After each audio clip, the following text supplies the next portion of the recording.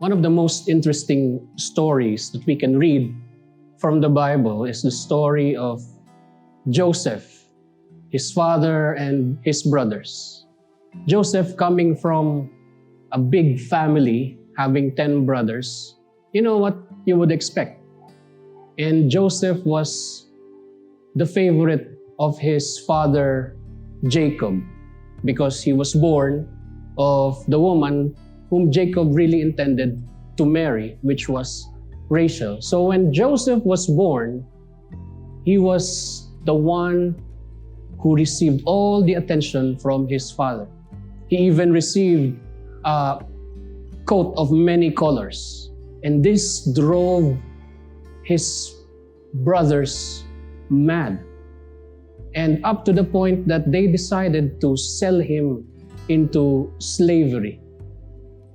The 10 brothers were so jealous that they sold Joseph to slavery to Egypt. But what's interesting, if you would read the account of the story of Joseph in the book of Genesis, starting from chapter 50, you would read that when Joseph was in the house of Potiphar, the one who brought him or who bought him, he was excelling. And it says there, the Lord was with him and he excelled in his work. But then here comes another adversity in his life. Joseph was accused and he was thrown into prison and into the dungeon. But what's interesting, if you continue to read, you would see another phrase that is mentioned, God was with Joseph. And in that dungeon, Joseph was made into the one who is in charge of all the prisoners. Again, it's because of the presence of God in his life, even in the dungeon. And we know what happened in the story. Joseph had 2 inmates with him, with both of them having dreams, and he interpreted their dreams. And it came true. One was put to death and the other was released. And there's just one thing that Joseph requested, that to remember him when he is now in Pharaoh. But guess what happened? He forgot. And Joseph was forgotten inside the dungeon for another 2 years. When we see and look at the life of Joseph, it's full of up and downs. One time, he's up, and most of the time, he's down. But we always see there that God was with Joseph. And because God's timing is always perfect, He's never late, He's never advanced, Pharaoh had a dream. And only Joseph was the one who was able to interpret that dream. And because of that, Joseph was made into the second most powerful man in Egypt at that time.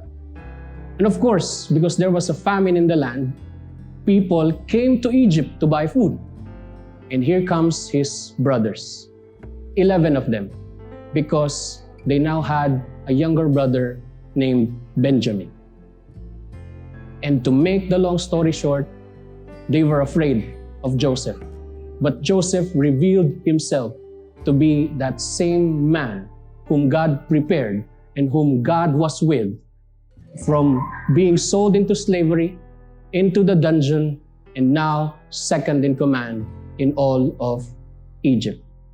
And if we read the last part of the book of Genesis before we transition into Exodus, you would see something Joseph says. He was talking to his brothers and he said, "You meant it for evil, but God meant it all for good."